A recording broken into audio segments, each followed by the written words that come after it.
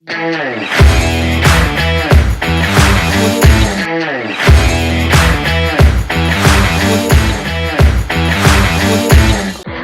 ma'am, welcome to our show Talk with Chitra.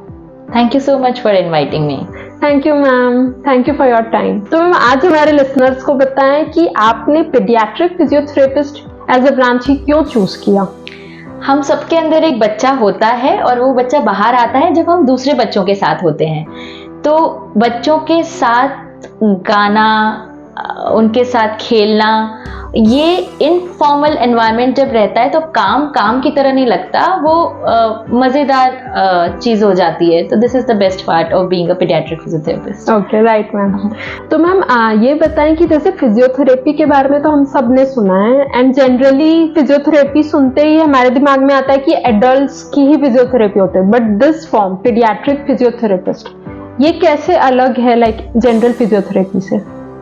तो जो बच्चे होते हैं वो अपनी मर्जी के मालिक होते हैं, उनसे हम तभी एक्सरसाइजेस करवा सकते हैं जब वो खुद मोटिवेटेड फील करें कुछ करने के लिए। तो इनके लिए हम जो भी डिज़ाइन करते हैं वो खेल के हिसाब से रहता है, प्ले थेरेपी के हिसाब से हम उनका ट्रीटमेंट करते हैं। तो उन्हें पता नहीं चलता कि ट्रीटमेंट हो रहा है, they feel as if they are playing and interacting. तो ये इसके लिए अलग से चाइल्ड फ्रेंडली एनवायरनमेंट होना चाहिए और उनकी हैंडलिंग बड़ों से बहुत अलग होती है। जी राइट मैम, राइट। तो मैम किस एज ग्रुप पे आप जनरली लोग थेरेपीज करते हैं? From newborn to 18 years of age. अच्छा, न्यूबॉर्न टू 18 ईयर्स। तो जो इन्फेंट्स होते हैं या अर्ली टीनेजर्स होते हैं, इनके ऊपर जो आप थेरेपीज करते हैं या जो आप लोग के ट्रीटमेंट अप्रोचेस होते हैं, ये डिफर करते हैं एज वाइज? हाँ बिल्कुल। तो जो बहुत छोटे बच्चे होते हैं उनके लिए हम light and sound toys use करके, और जो टॉडलर एज ग्रुप होता है उनके लिए dolls, toy cars, picture books. School age group जो होता है उसमें हम ball games, outdoor activities, cycling और इंडोर एक्टिविटीज़ जैसे कि वीडियो गेमिंग, वर्चुअल रियलिटी, ये सारी चीज़ें यूज़ करते हैं बच्चे के एज, उसकी अंडरस्टैंडिंग और उसके इंटरेस्ट के हिसाब से। Right ma'am, right. मैम ऐसी कौन सी कंडीशन है जिसमें जनरली जो बच्चे का डेवलपमेंट है वो डिले होता है, और पेरेंट्स कैसे समझ पाएंगे कि yes now this is the right time कि अब उनको एक पीडियाट्रिक फिजियोथेरेपिस्ट को कंसल्ट करना चाहिए? हाँ, तो सबसे कॉमन जो हम कंडीशन देखते हैं एज पीडियाट्रिक फिजियोथेरेपिस्ट वो है सेरेब्रल पॉल्सी। इसमें बच्चे का मोटर डेवलपमेंट, मतलब उसका मूवमेंट और पोस्चर, उसमें डिफ़िकल्टी रहती है बच्चे को। तो ये बहुत सारे ऐसे रेड फ्लैग्स होते हैं अर्ली लाइफ में जो रहते हैं, देखने के लिए मिलते हैं, जो पेरेंट्स अगर आइडेंटिफाई कर लें तो वो जल्दी ही बच्चे को ला सकते हैं। जैसे अगर बच्चा 4 महीने की उम्र में गर्दन ना संभाले या 9 महीने की उम्र तक बच्चा बैठ ना पाए विदाउट सपोर्ट, अगर बच्चा 1 साल का हो गया है लेकिन वो विदाउट सपोर्ट खड़ा नहीं हो पा रहा है, और बच्चा 1.5 साल की उम्र तक अगर चल नहीं पाए इंडिपेंडेंटली, तो ये इसके अर्ली साइंस हैं जिसमें पेरेंट्स को डेफिनेटली हेल्प सीक करनी चाहिए। Okay, right. तो मैम क्या आपको ये फील होता है कि अर्ली इंटरवेंशन से या सही टाइम पे अगर ट्रीटमेंट ले लें तो ये लॉन्ग टर्म डेवलपमेंट में हेल्प करेगा? एब्सोल्युटली। अर्ली इंटरवेंशन से हम बच्चे की मैक्सिमम पोटेंशियल बाहर ला सकते हैं लॉन्ग टर्म मैनेजमेंट में, क्योंकि जो बच्चे के पहले 3 साल होते हैं उसमें न्यूरोप्लास्टिसिटी, मतलब ब्रेन का जो डेवलपमेंट है वो बहुत फास्ट होता है पहले 3 सालों में। अगर उस समय पे ही अगर सही और रेगुलर फिजियोथेरेपी स्टार्ट हो और जो भी उसे ट्रीटमेंट की ज़रूरत है वो अर्ली एज में मिले, तो हम कॉम्प्लिकेशन से बच सकते हैं और उसका डेवलपमेंट भी बेहतर कर सकते हैं। Right ma'am. ओके मैम, तो मैम एज पीडियाट्रिक फिजियोथेरेपिस्ट ऐसे क्या चैलेंजेस आपको आते हैं अपने प्रोफेशन में? तो मेन चैलेंज अभी हमारे पास ये है कि अवेयरनेस काफ़ी कम है। जैसा मैंने आपको बताया कि बच्चा अगर 4 महीने में गर्दन नहीं संभाल रहा है तभी उसे डिटेल एवैल्यूएशन के लिए लाना चाहिए कि हम क्या कर सकते हैं, प्रॉब्लम कहाँ है।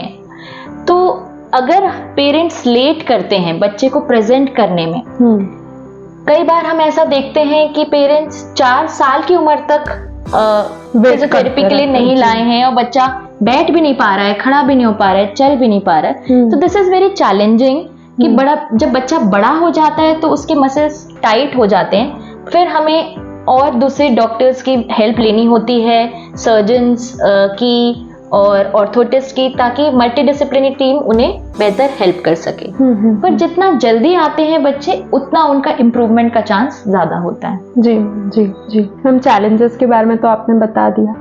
ऐसा क्या रिवॉर्डिंग फील करते हो आप इन दिस प्रोफेशन? बहुत रिवॉर्डिंग रहता है जब हम बच्चे की स्माइल देख लेते हैं, और हर किसी के लिए वो एक स्ट्रेस बस्टर की तरह काम करता है। और जब भी बच्चा एक सेफ और सिक्योर एनवायरनमेंट में अपने खुद से एक्सप्लोर कर रहा होता है और वो छोटी छोटी चीज़ें अचीव कर रहा होता है, जैसे पहली बार बैठ पाना, खड़ा होना या चल पाना, वो देखना हमारे लिए और पेरेंट्स के लिए बहुत ही खुशी की बात होती है। बिल्कुल बिल्कुल मैम पेरेंट्स की बात आई तो पेरेंट्स का कैसा रोल रहता है इसमें? उनको आप कैसे काउंसिल करते हैं कि उनको कितना सपोर्ट करना चाहिए, किस तरीके से उनको थ्रू आउट दिस जर्नी बच्चों के साथ बिहेव करना चाहिए एंड ऑल दैट? जी, पेरेंट्स का इसमें बहुत मेजर रोल है, क्योंकि थेरेपिस्ट बच्चों के साथ कुछ घंटे बिताते हैं, लेकिन बच्चों को 24/7 मैनेजमेंट चाहिए। तो पेरेंट्स ही नहीं, ग्रैंड पेरेंट्स, सिबलिंग्स और परिवार के जितने भी सदस्य होते हैं, सबको बच्चे के डेवलपमेंट में कंट्रीब्यूट करना चाहिए। और जब पेरेंट्स हमारे पास आते हैं तब वो उनको सबसे पहले जो ज़रूरत होती है वो काउंसलिंग की होती है, क्योंकि कई बार बच्चों को जो कंडीशन है, जैसे सेरेब्रल पॉल्सी बताया, वो एक लॉन्ग टर्म मैनेजमेंट उसमें लगता है। तो इसमें एक स्टोरी शेयर करना चाहूँगी कि एक मदर जो खुद गोल्ड मेडलिस्ट रही हैं, पर बच्ची की कंडीशन की वजह से, जो बच्ची चल नहीं पा रही है 5-6 साल की उम्र में, उस वजह से वो अपना जॉब रिज्यूम नहीं कर पा रही थी, और इनफैक्ट उनको काफ़ी बैकएक भी रहने लग गया था, बिकॉज उनको हर जगह एक बड़ी बच्ची को कैरी करके ले जाना पड़ रहा था, जिसकी वजह से वो घर पे ही रेस्ट्रिक्टेड हो गई थी। और उनका जो घर है वो भी 2nd फ्लोर में था, तो ऊपर नीचे चढ़ना भी उनके लिए डिफ़िकल्ट था। फिर बच्ची जो है, जब उसने रेगुलर फिजियोथेरेपी स्टार्ट की उसके पेरेंट्स के सपोर्ट के साथ, तो बच्चे ने चलना शुरू किया, कुछ तरीके से कम्युनिकेट करना भी शुरू किया, फिर बच्ची ने स्कूल जाना भी शुरू किया। इस तरह से अब मदर ने भी अपना जॉब रिज्यूम किया है, और वो एक वाइस प्रिंसिपल हैं एक स्कूल की, और बच्चे और मदर दोनों सोशल एक्टिविटीज़ में और सारी चीज़ों में पार्टिसिपेट कर रही हैं। तो it's very good to see not only the child benefits, but पूरी फैमिली के क्वालिटी ऑफ लाइफ पे फिजियोथेरेपी का बहुत पॉजिटिव इम्पैक्ट पड़ता है। वाह दैट्स ट्रूली वंडरफुल मैम। मतलब यहाँ पे तो मैं व्हाट वुड आई से कि आप एक मतलब you are not just giving और treating people, you are actually generating hope, perseverance and एक ब्राइट फ्यूचर की तरफ आप कितने सारे लोगों को लेकर जा रहे हैं। मतलब we should all be very grateful to you. We are just trying to do our bit, और आप भी इस तरह से अवेयरनेस स्प्रेड करके उसमें डेफिनेटली कंट्रीब्यूट कर रहे हैं। Thank you so much ma'am.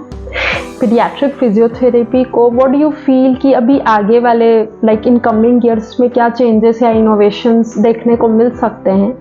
And secondly ma'am, क्या आप अपनी आने वाली जनरेशन को एज अ ब्रांच आप उनको एडवाइस करेंगे कि उनको इस ब्रांच में करियर परस्यू करना चाहिए? बिल्कुल। तो अभी हम एडवांसमेंट्स की तरफ बढ़ रहे हैं। आर्टिफिशियल इंटेलिजेंस हो या वर्चुअल रियलिटी हो या टेली रिहैबिलिटेशन हो, जो कि पैंडेमिक में भी हमें सिखाया है कि कैसे अगर बच्चा नहीं पहुंच पा रहा है and distance is a barrier, तो हम कनेक्ट करने की कोशिश करते हैं through internet, and we guide accordingly the parents कि वो कैसे बच्चों को घर पे भी मैनेज कर पाएँ। इसके अलावा मैं ये बताना चाहूँगी कि पीडियाट्रिक फिजियोथेरेपी अभी भी एक नया ब्रांच है रिलेटिवली, और इसमें बहुत स्कोप है इनोवेट करने का, रिसर्च करने का। तो जो बडिंग फिजियोथेरेपिस्ट हैं वो definitely they can think of opting paediatrics as their specialisation in near future. Okay, right ma'am. Ma'am, before wrapping up the conversation, अगर आप एक एडवाइस या मैसेज हमारे लिसनर्स को देना चाहेंगी, खासकर वो listeners who are parents and caretakers and who are seeking for this paediatric physiotherapist for their children, उनके लिए एक अच्छा सा मैसेज बता दीजिए बस। हर बच्चे में कुछ स्ट्रेंथ और कुछ वीकनेस होती हैं, तो हमें बच्चे की स्ट्रेंथ पे फोकस करना है। और ऐसे बहुत सारी सक्सेस स्टोरीज हैं जिसमें अगर सही डायरेक्शन मिले तो बच्चा बहुत कुछ अचीव कर सकता है। जैसे एक एग्जांपल बताना चाहूँगी, एक बच्ची जिसे सेरेब्रल पॉल्सी है, वो खुद अब एम्स रायपुर से MD इन पीडियाट्रिक्स परस्यू कर रही हैं, जबकि उनको चलने में थोड़ी अभी भी डिफिकल्टी है, but she is doing quite well. तो इस तरह से हमें जो सिल्वर लाइनिंग है क्लाउड की, उस पे भी ध्यान देना चाहिए। और सोसाइटी और पेरेंट्स से ये कहना चाहूँगी कि हमेशा उन्हें एक्सेप्टेंस की ज़रूरत होती है और उनको as a part of mainstream include करना हम सबकी एक साथ रिस्पॉन्सिबिलिटी है। पेरेंट्स को ये भी बताना चाहूँगी कि अपार्ट फ्रॉम थेरेपी उनके लिए एजुकेशन भी बहुत इम्पॉर्टेंट है। कई बार बच्चे की लिमिटेशंस को ध्यान में रखते हुए हम उसका जो डेवलपमेंट दूसरे डोमेन्स में है उसको हम ओवरलुक कर देते हैं। तो इसी को ध्यान में रखते हुए हमने एक इंक्लूसिव स्कूल भी स्टार्ट किया है, जिसमें चिल्ड्रन विद स्पेशल नीड्स जो हैं वो उन बच्चों के साथ पढ़ाई कर रहे हैं जिनको डिफ़िकल्टी नहीं है। तो हम वहाँ ऐसा माहौल देख रहे हैं कि बच्चे एक दूसरे की मदद कर रहे हैं, टीचर्स तो कर ही रहे हैं, लेकिन बच्चे एक इंक्लूसिव एनवायरनमेंट में बेस्ट ग्रो करते हैं। तो समावेशी शिक्षा, अभी सरकार का भी इस पे बहुत फोकस है। तो एक समावेशी समाज बनाना हम सबकी जिम्मेदारी है, जिससे we can make this world a better place to live. Yes ma'am, sure, बिल्कुल मैम, बिल्कुल सही बात कही आपने। Thank you ma'am, thank you so much for your time. Thanks once again. Thank you ma'am.